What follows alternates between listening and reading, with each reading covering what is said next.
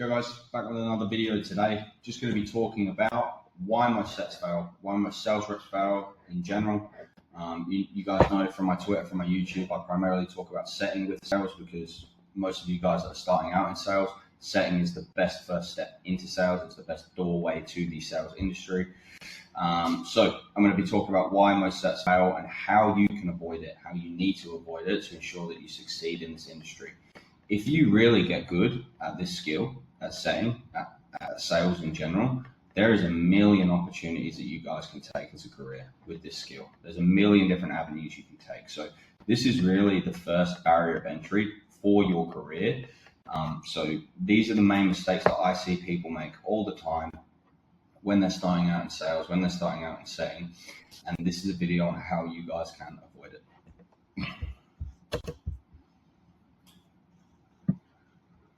So firstly, the number one thing, not enough volume. Now, you cannot be expecting to send 50 DMs if you're a DM setter or do 50 calls and expect results.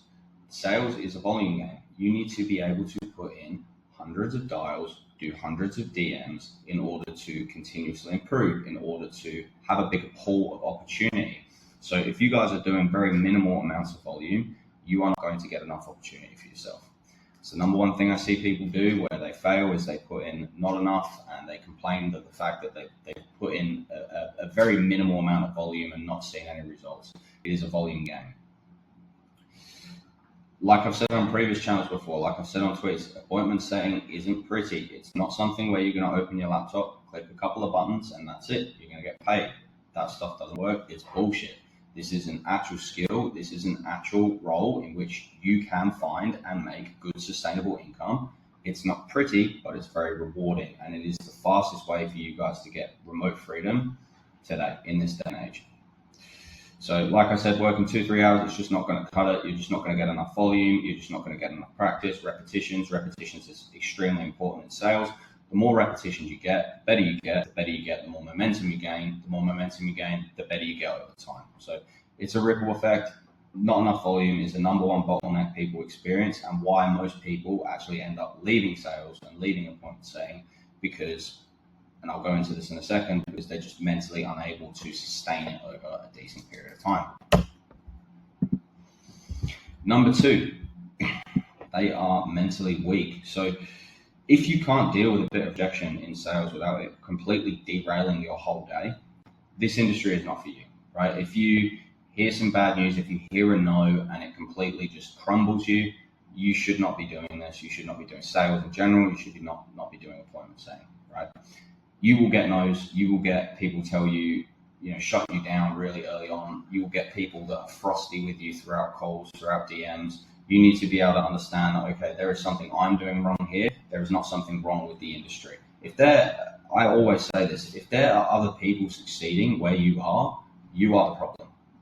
So you guys need to understand that at the beginning, you're going to get no's, you're going to get maybes, you're going to get people where you're not converting them or you're trying really hard. You get no-shows. You're going to set people and get no-shows.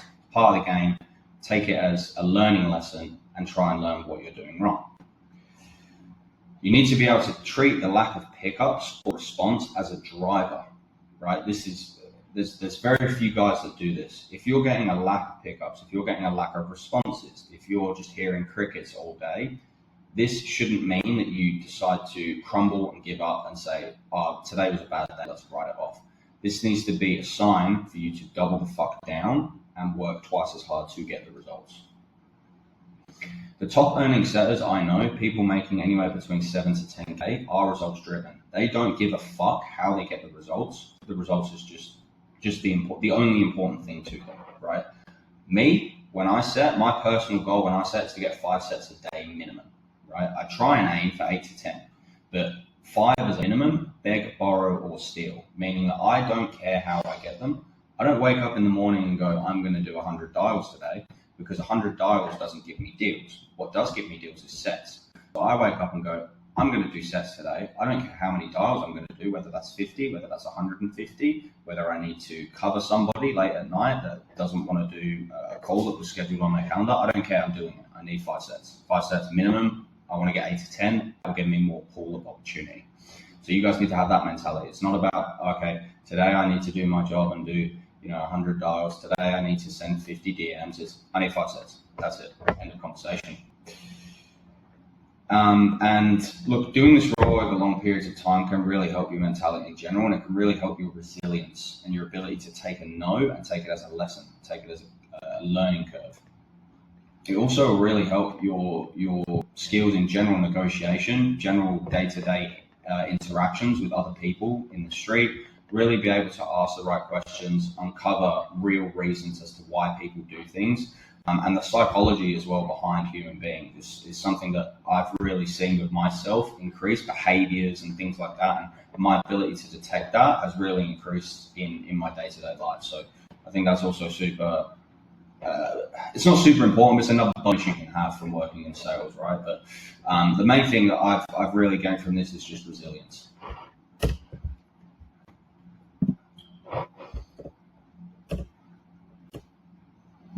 So the next one, they never improve, right? They don't take feedback. They don't implement their feedback as quick as fuck. So what you guys should be doing is, if you guys are not succeeding in the role you're in, you guys should be taking the calls or the DMs that you have. You should be sending them to your manager or your coach. You should be asking for one piece of feedback, because there is a disconnect somewhere in your process, which if other people are succeeding, it's definitely in your process. You are the problem. You need to figure out exactly what that is. So you should take one piece of feedback from your coach, from your manager, and say, okay, this is what I'm going to implement in my next call.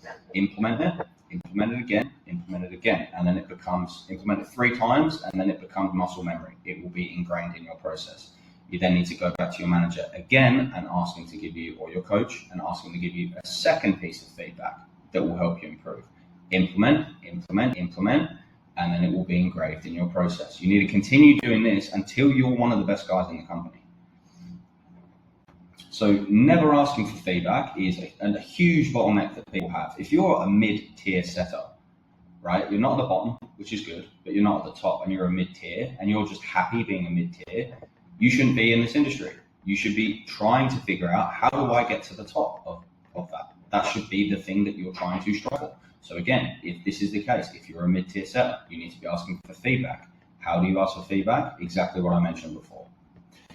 So you don't review your own calls is another one. You need to be reviewing calls, at least 1 call a day, or 1 DM a day, or revising it, or something along those lines, right? You need to be reviewing at least 1. I would do 2. I used to do 1 in the morning and 1 in the evening, all the time, every time. Doesn't matter how good I am. I'm reviewing it. I'm trying to get better. Okay, what kind of vocabulary could I have used instead here?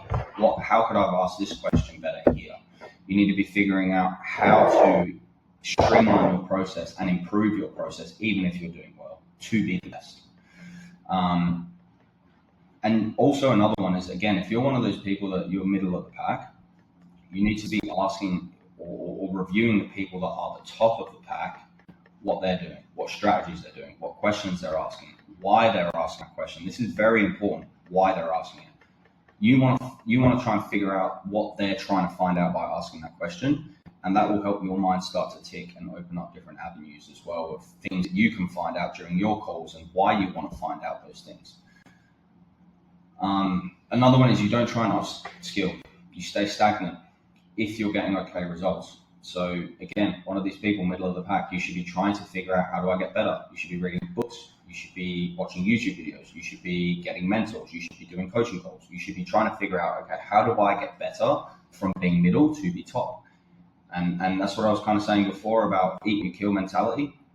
This is what this industry is. You should be never satisfied with, I'm doing okay. I'm in the middle. I'm earning a bit of money. I'm doing good. I'm not going to get fired. I'm not going to get fired because I'm in the middle. I'm not the bottom. You should be figuring out, how do I be the best? How do I get the best results? How do I beat this guy? I'm better than this guy. I know I'm better than this guy. So how do I beat him? How do I get better in my calls? How do I get better in my DMs? Those kinds of things. Also, role plays with top performers, super helpful. The reason being is because oftentimes top performers, they know they're the big dog. They'll give you advice. They'll help you. They'll point out flaws that you're experiencing, and you can get some really good information from that. Sales is a never-ending skill. It's kind of what I was mentioning before. You never reach a peak. You never get really, really, really good to a point where you don't need any help or you don't need any more let's move that out of the way. Sorry, guys. Where you don't need any more help, you don't need to upskill anymore, you don't need to read any more books. Look at more resources. You know enough. It doesn't matter even if you're at the top of the pile. Like I said before, I'm still learning. I'm still trying to get information. I'm still reading books. I'm still watching YouTube videos. I'm still listening to other people's calls all the time because I want to know how I can be better. Maybe there's a layer of the cake that this person knows that I don't know, that I want to know. I think, for the most part, a lot of people that are coming into the industry, there's not really much you can pick up off them, to be honest with you. But even so, like I still meet people today that have been in this. I've been in sales for 10 years, but still meet people today that have been in this industry for 20 years, 25 years, and just gaining information from them. They've spoken to someone else that knows something that I don't know, and vice versa. Maybe there's something I know that I tell them that they never found out from another mentor, etc., etc. So you constantly need to be trying to figure out how to upskill and surrounding yourself with people that are as good or if not better than you. So another one is, and this is, unfortunately part of the industry, is that you pick shit offers, right? Coaches, big red flags to watch out for. Coaches and influencers with no social proof. Their social media is shit. Don't bother. Wouldn't bother. They've got no leads. They've got no inbound marketing. They've got no one interested in their shit. The marketing of the company is trash. Like, this is a huge one. If the marketing is trash, you don't have any leads, or you have very few leads, or you have shit leads. You have a lot of financial DQs. So you need to figure out the marketing as well when you're jumping on an offer and make sure it is a good offer with, they have a good funnel, they have a good marketing team, they have a good marketing system. No other setters on the offer. Big red flag. If there are no other setters on the offer, you don't know how you're going to perform. You don't know whether the marketing is good. You don't know the types of leads that are coming in. You don't know anything, basically. You've got no comparison. You don't know how they've come up with the OTE. Usually they give you an OTE, which stands for on target earnings. How they come up with that if they've got no setters? There's nothing to compare it to. They have no idea. So huge red flag if there's no other setters. You pick an offer that is purely cold with no base. So you want to make sure if you're doing a cold offer, meaning that the leads aren't warm, they've not been interested in any marketing, you're actually reaching out, which is usually via LinkedIn or Facebook or something like that. If there's no base, do not do it. Please, if you take anything from this video, do not take an offer that is cold with no base. You will not make money. There's no sales team already established. So kind of like there being no setters, if there's no sales team, there's no closers. If there's no sales, there doesn't really need to be a sales manager, but if there's no closers, there's no setters, there's no sales team in place, there's nothing to compare it to. You don't know how much money you're going to potentially make. You don't know the leads that you're going to be dealing with. You don't know a lot of things. This is probably the first time that they're pushing leads through to a sales rep. Big red flag. Definitely wouldn't bother with it. Kind of what I was mentioning about the marketing, the funnel is part of the marketing process. If it isn't a lead or at least converting well, you want to jump off. If there are leads coming in to the low ticket, for example, which is the first rung of the funnel, and there's not a lot of people jumping to the high ticket, that's very low, that's a huge red flag. If you've got a lot of people not even coming through to a low ticket or not even coming through to the first rung of the funnel, also a big red flag. That means you're going to get no fucking leads. So you want to make sure that that process is smooth. It is like a funnel. They're coming through to the low ticket. They're interested. They're converting a decent amount from the low ticket to the high ticket. So a decent amount is anywhere really over sort of 5 to 7%.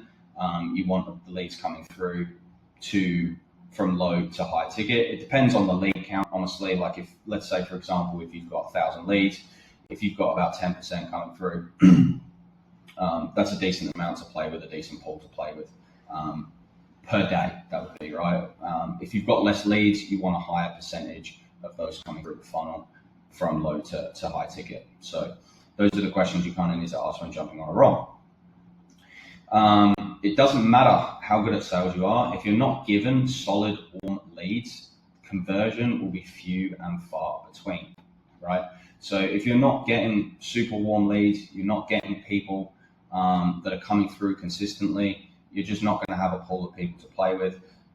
You can give a chef 0 ingredients and tell him to, like, his ability to be able to cook something incredible with a small pool of ingredients is going to be really hard. The more ingredients he gets, the more he's going to be able to come up with something fantastic. If you give Gordon Ramsay like 3 or 4 ingredients, he might come up with something okay. But if you give him a plethora of ingredients, he's gonna cook something pretty fucking sick. So it's the same thing with this. You need to be able to have a good pool of ingredients to play with, so that then you can start to gain yourself opportunity, momentum, repetition in your calls, and actually get some conversions. So the last one, they want results without obsession. So you can't be in sales treating this as a side gig. If you're jumping in this and you've got other projects on the side, not for you, man. Don't bother, right? It requires a lot of your mental space, a lot of your energy, and trying to do a side gig or two, it will just hamper your results. You're half in, half out. You're mentally scattered. You're in one place thinking about the amount of sets you want to get, or the deals you've got, or where you're setting at commissions for the month. Then you're worrying about your side shit as well. That starts to fuck with you. It's just too much mental energy, and you can't focus on 2 things at once. So I actually had this as well. I had a business doing KDP, which one of my best friends does. I shut that bitch down. The reason I shut it down is because it was taking too much of my energy trying to figure out and obsess over the results with sales. And then I was worrying about how my marketing was doing on the KDP. It was fucking with me. It was getting me anxious and scattering my brain. I just shut it down, focused all my shit on sales. That is what was bringing me the most money. That was what was important to me, and that was what I was good at. So I just shut it down, got rid of it, and focused all my energy on sales. And if you guys are looking at getting into sales and you have some side projects, I would suggest you do the same now. If not, and you continue, you may make it work. I'm not saying everyone's painted with the same brush, but it is extremely hard to do, to focus your energy on 2 things at once. The guys making 6+K treat it as their only source of income and obsess over numbers. So kind of like I was saying, I was, obsessing too much. Like I was trying to basically balance 2 balls on the scale, and it just wasn't working. So I just shut down the business and started obsessing over my sales numbers. And that's when I started to hit 7, 6.5, 8K commissions. So that's what you guys need to do as well. Obsess over the numbers, obsess over sales. Don't obsess over too many things at once. Don't be scatterbrained. So it ties to not enough volume. Now, I know a setter that was working with me for a little while. She was doing a setting gig. She had 2 setting gigs, and then she was doing some side projects at the same time. And the honest answer is she was just, unfortunately, just not good at the role, because she was just too scattered across too many things. Even when she quit doing the business and was doing 2 setter roles, too much. So you guys go in to make sure that you're putting 110% into one thing to make sure that you can make it work. Otherwise, if you're not putting 110% in and you're not putting that effort in, the honest reality is just that you're not going to see the results that you want. Cool, guys. So hope that was informational. Hope that helped you. Hope that helps you guys, I should say. And I'll be back with another video soon. If you guys have any comments or things you want to see, please comment down below. Hit the notification bell, subscribe, and I look forward to seeing you guys in the next one.